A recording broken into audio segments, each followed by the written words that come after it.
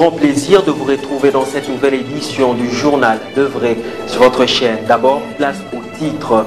Troisième mandat de Joseph Kabila aux élections de 2018, hypothèse ou réalité. Cette situation qui suscite plusieurs controverses dans l'opinion. Dans ce journal, vous suivrez tour à tour les réactions des acteurs politiques de l'opposition et de ceux de l'AMP.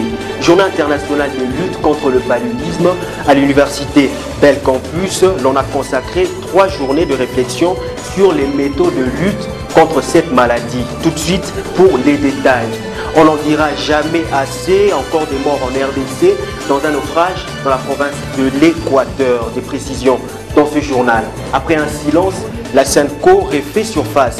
Pas d'accord avec la candidature de Joseph Kabila qui visiblement va embraser le pays. L'abbé Chollet l'a dit au cours d'un point de presse. Et enfin l'actualité de l'heure où séjournent Moïse Katumbi et Félix Tshisekedi aux USA charge le régime Kinshasa à vouloir perturber le processus électoral pour créer une nouvelle fois une crise.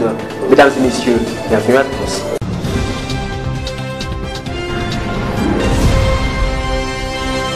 D'un convoi de pirogues motorisées sur le fleuve Congo en provenance de Mokoto dans l'Équateur. Le bilan officiel fait état de 50 disparus. Des détails dans cet élément. Suivez. Un convoi de pirogues motorisées en provenance de Mokoto, chef-lieu du territoire, à 750 km de Mbandaka, a chaviré au niveau de la mission catholique Wamfania, à 50 km en aval de Momboyo. Sur une centaine de passagers, le dernier bilan officiel fait état de 50 morts. Cause de naufrage, ainsi que le nombre de personnes portées disparues ne sont pas connus. Cependant, selon les rescapés, la ligne de Momboyo n'est exploitée que par des baleinières et convois de pirogues motorisées surchargées. Et cette embarcation naviguait la nuit dans l'obscurité totale. Portant la réglementation de la navigation fluviale interdit aux embarcations de fortune de naviguer la nuit sur les eaux congolaises. Un traitement curatif envisagé en RDC, ce médicament développé par des chercheurs congolais, bien qu'au stade expérimental, pourrait dans les jours qui suivent être utilisé pour contrer l'épidémie d'Ebola. Le bilan officiel fait état de 22 morts, 52 cas de fièvre hémorragique ont été signalés dans l'Équateur, dont 31 confirmés, 13 probables et 8 suspects, dont un prêtre catholique contaminé en Mbandaka qui reçoit à distance les prières de l'archevêque Ambongo.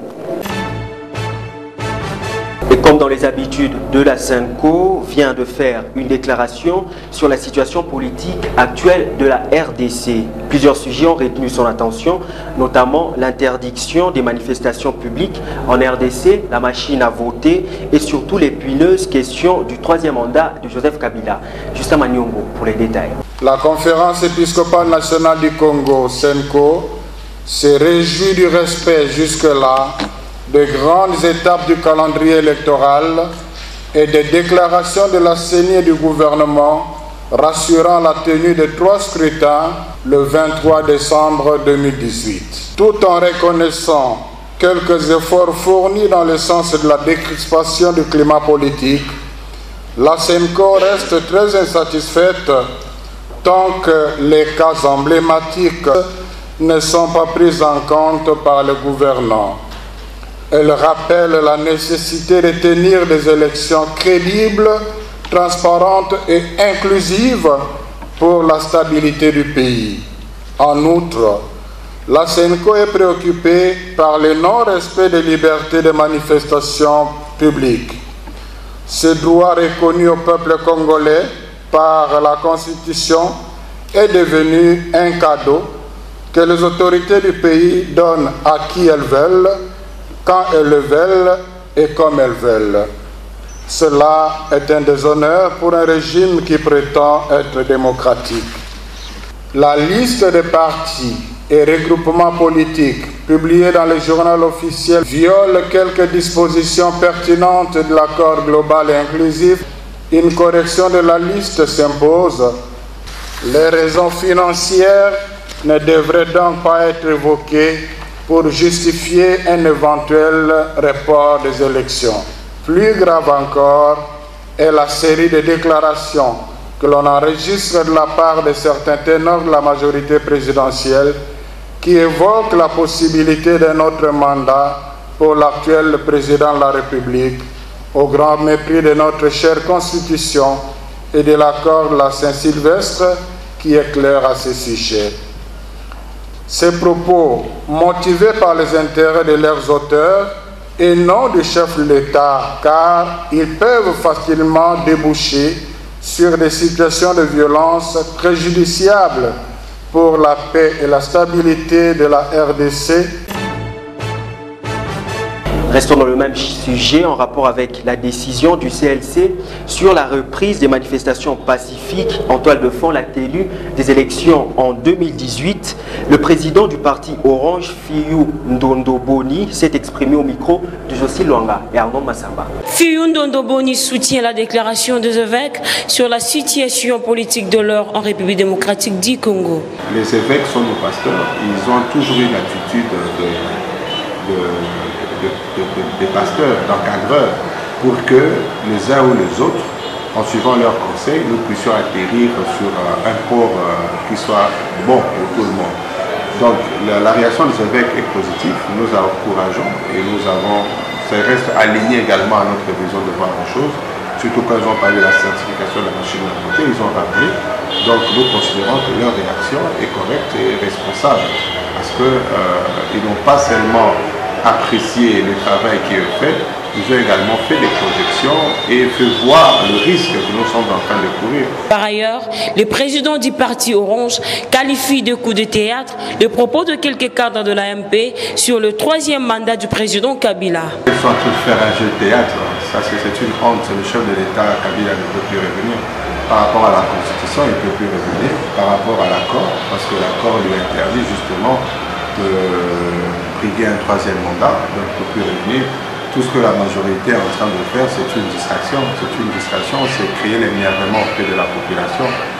Mais ce projet ne va pas passer, ne va pas réussir et ne peut même pas réussir parce que réfléchir de la sorte, c'est cracher sur le sang de tous les Congolais qui ont lutté pour l'alternance dans ce pays. C'est l'ensemble de tout cela qui justifie justement le propos du chef de l'État quand il a dit qu'il cherche 15 personnes et n'en trouve pas. Parce que c'est une médiocrité, c'est un groupe de personnes qui ne voient que leurs propres intérêts. Et en politique, mise au point du porte-parole de l'AMP, Alain Atundou, autour de la rumeur sur le 3e mandat de Joseph Kabila. Selon lui, les propos de Chadari étaient pour émoustiller ses partisans, ceux de Mirindi, l'expression de ses attentes. Le chef de l'État va respecter la Constitution. Amir Otoko pour les détails. Dans un point de presse tenu jeudi, le porte-parole de la majorité présidentielle, André Atundou, est revenu sur les grands enjeux de l'heure. De l'accord de la Saint-Sylvestre aux élections, passant par la rumeur sur la 3e candidature de Kabila. Pour lui, l'accord de la Saint-Sylvestre a été appliqué. Concernant le dossier qui pèse sur Moïse Katumbi, le porte-parole minimise et estime que ce n'est pas une attitude constructive que de faire croire que l'on est contraint à l'exil alors que l'on n'a rien à craindre. Par ailleurs, il accuse l'opposition de privilégier les ambitions pour ses aspirations au détriment de la nation et de la démocratie. Réagissant sur l'éventualité de la 3e candidature de Kabila, Atundou rappelle que le président de la République respectera toutes les dispositions de la Constitution, comme il a dit devant le Congrès. Pourtant, les déclarations politiques de la majorité présidentielle, les calicots dans les artères publiques, les nominations à la Cour constitutionnelle vont dans le sens de pérenniser le pouvoir de Joseph Kabila. Restons dans le même registre, Pati Katanga, coordonnateur du Front National, estime qu'un 3e mandat de Joseph Kabila serait perçu comme un coup d'État contre la nation et que cette hypothèse ne peut aboutir car elle est verrouillée par l'article 230 de la Constitution. Arnaud Massamba pour les détails. En croire Pati Katanga, l'hypothèse d'une candidature de Joseph Kabila aux prochaines élections est verrouillée par l'article 230 de la Constitution. Je ne vois pas par quel mécanisme Joseph Kabila pourrait être candidat. Il ne faut pas même considérer que Joseph Kabila lui-même est bête, qu'il ne sait pas comprendre qu'il est à son dernier mandat, son 2e et dernier mandat. Bon, maintenant quand on avance des thèses pour dire que la réforme de 2011, passant de 2 tours à 1 tour, a désarticulé l'article 220, article verrouillé, j'ai dit, nous sommes dans quel pays? Nous sommes dans quel juridisme là? Non, Joseph Kabila ne peut pas être candidat au 3e mandat Parce que tout simplement, la Constitution l'interdit. L'article 220 est verrouillé et aucun article ne peut aller déverrouiller l'article 220. Seul. Poursuivant, l'homme estime qu'au cas où le chef de l'État serait présenté pour un troisième mandat, cette situation serait considérée comme un coup d'État face à la nation. La bataille de Kabila, candidat de la majorité, contre l'opposition. Et puis il y a la bataille du peuple congolais. Kabila qui fait un coup d'État pour être président de la République en un troisième mandat. Le troisième mandat, les Congolais le savent. C'est une porte ouverte à la présidence à vie. Oh, quelle catastrophe. Les Congolais ne sont pas prêts à avoir Kabila comme président à vie. Les Congolais ont opté pour un état de droit où la Constitution a verrouillé 2 mandats et le président Kabila est arrivé à son deuxième dernier mandat. C'est fini, il ne peut plus être candidat. Donc ça veut dire que si Kabila, dans l'hypothèse d'un coup d'État pour un troisième mandat, ça ne serait pas le problème de l'opposition, ça serait le problème de la nation, un peuple contre un homme.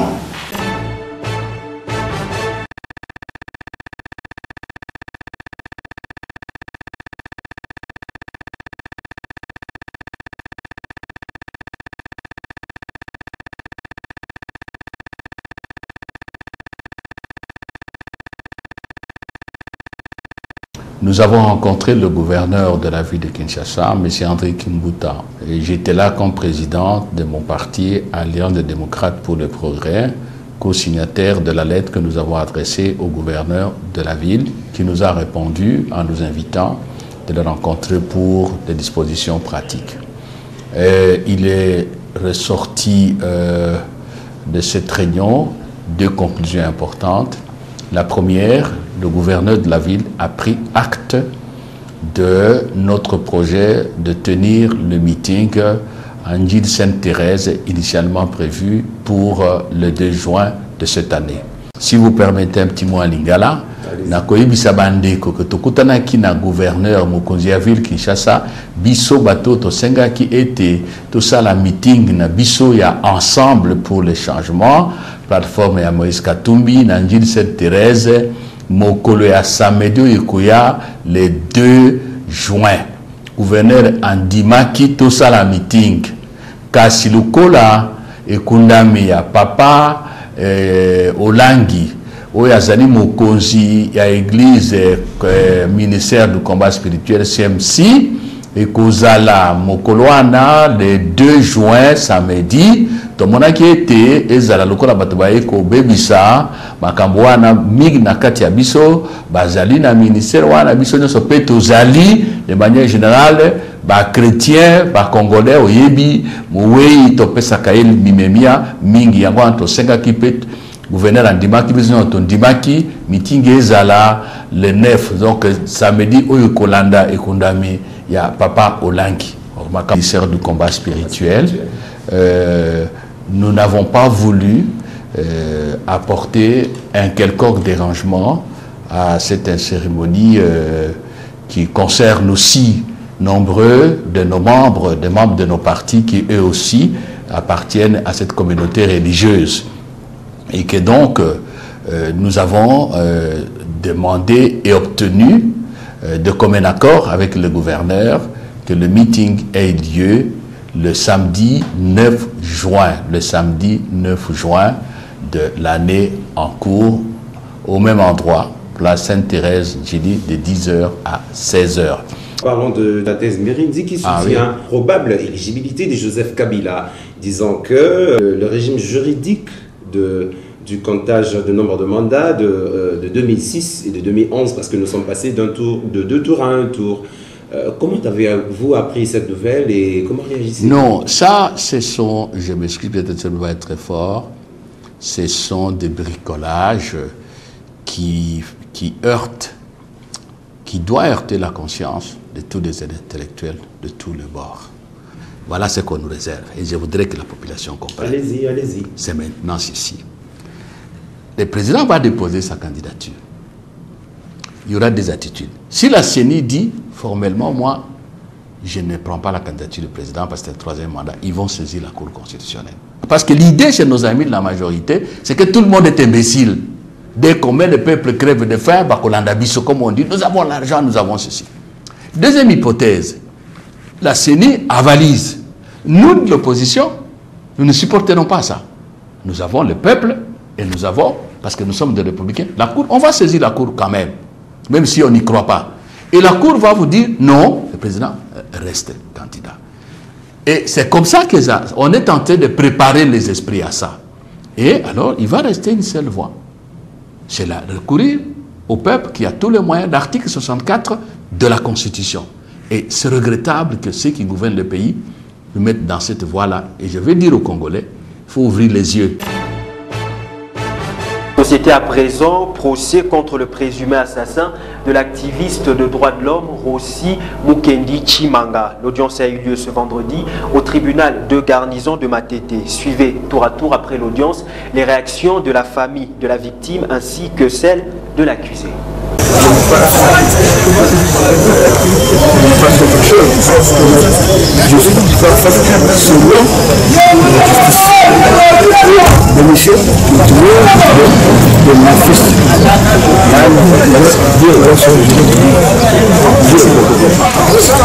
Merci beaucoup pour la question. Et là, on a des pessimistes au Makassi, et puis on a eu des débits de commencement. Parce que tout ça qui n'a besoin de c'est tout et pas nani oyo de moi qui me découvre. Aussi à Zate, mais tout le monde a la face de non. Justice et RDC, ça dit la question de oyo qui aussi présent. Oyo présent. Pour la bino moto va présenter ici comme dans l'Imayete, donc bâtiment bazali bazo relater n'andenge tout kende ba justice mais bazo ki essayer. Nazali petite frère na comme on a marre de chez Koum. Petit frère yana. Il y a policier. La policier policier assassin a reçu mon oui, voilà. Et premièrement tout ça tout le monde a bonne santé, ça va vraiment bien. Ça lui se plaît. Bon, lui c'est la justice tout pour venir victoire parce que ça vraiment innocent. Partout, il y a une vraiment innocent. Parce que ce total est bien, il y a la caoutchouc à une balle d'exercice. Mais on a notre option à trouver qu'il y a une balle réelle. On a aussi la justice et quand elle comme la claire. Parlons paludisme dans ce journal. 3 journées internationales à l'université Belcampus consacrées à réfléchir sur les méthodes d'éradiquer cette pathologie qui cause plusieurs décès en RDC. Des détails avec Justin Manyongo et Belgodor Moto. La salle Agora de l'université technologique Belcampus abrite depuis des jours la 3e édition des journées scientifiques internationales Belcampus sur la lutte contre le paludisme en RDC. Réunissant les experts venus de plusieurs nations du monde pour réfléchir sur la cartographie du paludisme, l'état des lieux de son traitement, la co-infection entre les palud et la fièvre typhoïde, ainsi que le contrôle des vecteurs de cette pandémie. Ceci avec pour objectif zéro malaria au pays de Lumumba. Une colloque dont l'organisateur Léopold Bossekota en donne ici les bien fondés. À première vue, chacun de nous pouvait penser qu'il était insensé de consacrer tout son temps à une simple et banale maladie comme la malaria, que au fil des éditions, nous nous rendons de plus en plus à l'évidence que la malaria est non seulement compliquée, mais la prise en charge thérapeutique est à la fois multidimensionnelle et pluridisciplinaire, et le monde entier ne cesse d'en parler. Or, il y a notre avenir. La condition sine qua non pour une lutte efficace et efficiente contre la malaria est d'en utiliser parfaitement tous les aspects, tous les tenants et tous les aboutissants de cette maladie. Après la présentation des différents orateurs, la parole sera accordée au ministre de la Recherche scientifique, parrain du dit travaux. À vos titres et qualités respectifs. Les assises de ce jour nous ouvriront non seulement les perspectives de recherche médicale sur cette pandémie qui tue au quotidien autant que le VIH-Sida, la tuberculose et bien d'autres maladies, mais permettront surtout l'amélioration de la visibilité et de la valorisation des résultats de vos recherches scientifiques. Après ces speeches, différents orateurs vont étaler leur expérience sur la malaria. Le rendez-vous est fixé pour ce samedi 26 mai pour la clôture de ces assises. 25 mai, journée internationale de lutte contre le paludisme. Approché, Dr Guilain Boyo, médecin directeur du centre médical de l'ISTA, réagit. Suivez. Au niveau de la RDC, il existe un programme qu'on appelle Programme national de lutte contre le paludisme, en sigle PNLP, et qui se trouve à ce niveau où on développe les stratégies, c'est-à-dire la planification et la mise en exécution des différentes mesures. Mais vous constaterez déjà on fait quelque chose, le PNLP fait quelque chose puisque il y a une dizaine d'années, il y a des campagnes de distribution gratuite de moustiquaires imprégnés d'insecticides à travers nos quartiers, à travers nos centres de santé et dans les hôpitaux. Et le PNLP aussi, vous allez aussi remarquer, met à la disposition de la population des médicaments antimalariens presque gratuits dans nos différents centres de santé. Et il y a aussi un kit qu'on appelle TDR actuellement. La malaria, c'est une maladie grave dans notre société. On doit savoir que 40% des consultations externes dans nos centres de santé, c'est lié au paludisme. Environ 60% des cas hospitalisés, c'est-à-dire internés dans l'hôpital, c'est lié au paludisme. Donc, on doit prendre des mesures liées à l'entretien de l'environnement, dormir toujours sous la moustiquaire imprégnée d'insecticides et savoir bien aérer nos logements. Enjeu de l'heure à présent, situation politique en RDC. Moïse Katumbi et Félix Tshisekedi séjournent aux USA au cours d'un entretien à Atlantic, Washington, dénoncent les manœuvres du régime en place pour perturber le processus électoral. Suivez des détails dans cet élément de Ornella Ndengui. J'ai le plaisir d'être aujourd'hui avec mes amis, M. Moïse Katumbi et M. Félix Tshisekedi pour un nouveau Facebook Live sur le Congo et la situation politique dans ce pays. Merci à vous deux d'être avec nous aujourd'hui. Merci. Merci.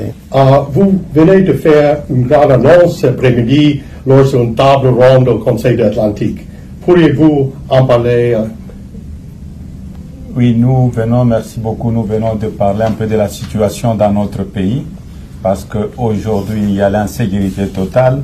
On a un président qui ne veut pas partir, qui veut briguer son troisième mandat et qui est en train de tuer le peuple congolais chaque jour. Et ce que nous sommes venus dire ici, essayer de sensibiliser la communauté internationale que nous avons besoin de la paix et nous avons besoin des élections crédibles et libres, transparentes et inclusives. Bien, merci. Nous sommes effectivement, comme le dit mon frère, venus parler aussi du processus électoral et du risque que le Congo court actuellement de tomber dans la guerre civile avec des élections non organisées ou carrément pas organisées du tout. Le processus électoral tel qu'engagé à ce stade comporte énormément de tares. L'environnement politique est très mauvais. Il y a une multitude de partis politiques. Je suis de l'UDPS. Aujourd'hui, nous avons 4 UDPS, dont 2 ont été fabriqués par le pouvoir. Je dis bien fabriqués, qui n'ont aucune base légitime. Les dédoublements continuent, l'insécurité continue, la violation des droits de l'homme continue et des libertés.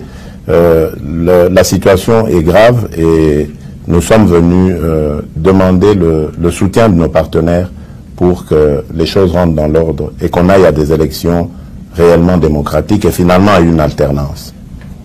À propos, le CENI a annoncé que les élections auront lieu le 23 décembre à un retard de plus de 2 ans. Quelles sont les conditions requises pour garantir que les élections se déroulent de façon crédible dans la transparence? La première des conditions, je pense que c'est déjà le fait de retirer la machine à voter, qui est une machine à tricher. Parce que la loi électorale ne l'a pas prévu. Au contraire même, elle interdit, à son article 237, l'utilisation de la machine à tricher. Et donc, pour nous, la première condition, c'est celle-là. La seconde, c'est le nettoyage du fichier, parce que pour le moment, le fichier comporte en lui-même beaucoup de faux électeurs qui, le moment venu, seront utilisés pour faire basculer les résultats. Ensuite, il y a le grand problème de la sécurisation. Je vous ai dit qu'il y a des amis qui sont en prison, d'autres en exil.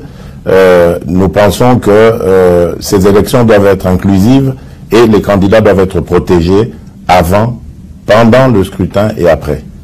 Monsieur Katobi, que doit faire la communauté internationale? Je crois que la communauté internationale doit faire pression sur la CENI. Je crois que la CENI porte cette responsabilité d'organiser des élections. Si elle n'est pas capable, elle n'a qu'à partir, elle n'a qu'à démissionner, parce que aujourd'hui nous déplorons beaucoup de morts, comme nous l'avions dit dans notre interview. Il y a eu beaucoup de morts de personnes tuées. L'instabilité dans notre pays, c'est à cause des élections. Mais qui est responsable? Parce que la CENI doit être indépendante. Aujourd'hui, la CENI n'est plus indépendante. La CENI défend les intérêts d'un président illégitime, de M. Joseph Kabila, qui doit partir. Donc la CENI doit comprendre qu'elle peut être poursuivie aussi le jour qu'il y aura un état de droit. Parce que tous ces morts que nous déplorons chaque jour, tout ça est causé par la CENI. Donc le plus important pour nous, nous voulons, comme mon frère Félix l'a dit, nous sommes ici à Atlantic Council, nous sommes venus démontrer que l'opposition est unie et nous demandons à nos supporters, donc à nos militants, d'être ensemble. La seule cause, nous nous battons pour les élections. Et notre ennemi aujourd'hui, il n'y a pas d'autre ennemi. Nous avons un seul ennemi qui veut rester au pouvoir, qui veut humilier le peuple congolais, qui est Joseph Kabila. Si je l'entends bien, vous mettons ensemble vos forces pour lutter pour les élections? Nous nous mettons ensemble parce que nous ne voulons pas trahir le peuple congolais. Le peuple congolais a tant souffert. Ce n'est pas nous, politiciens, nous, leurs leaders, qui vont trahir le peuple congolais. Nous avons toujours été ensemble dans le rassemblement et ils doivent nous faire confiance. Si nous sommes ici, si nous avons laissé nos familles, si nous sommes aux États-Unis, si nous sommes en train de parcourir même d'autres pays ou la sous-région aussi en Afrique, parce que nous avons besoin de sauver notre pays ensemble avec le peuple congolais. Vous voulez ajouter quelque chose, monsieur? Oui, je crois qu'il a très bien résumé la situation. Ce qui nous anime ici, c'est le retour à la paix. Le retour à la paix et l'espoir pour un pays meilleur. Que le Congo se tourne enfin vers le développement, que les Congolais vivent en sécurité et que nous puissions enfin penser au bien-être du peuple congolais. Parce que jusqu'ici, le quotidien du Congolais, c'est la pauvreté, les difficultés, l'insécurité, et tout ça, c'est inadmissible. Quand on est ou on se veut être un dirigeant responsable, on doit normalement éradiquer ces problèmes dans son pays. Dans le cas que le président Kabila refuse de quitter le pouvoir ou les élections n'y a pas lieu, que ferez-vous? Nous allons continuer nos actions. Vous le savez, nous sommes engagés dans ce combat depuis maintenant plusieurs années, derrière notre défunt leader Étienne Tshisekedi, qui, pour votre information, n'est toujours pas enterré, plus de 16 mois après son décès.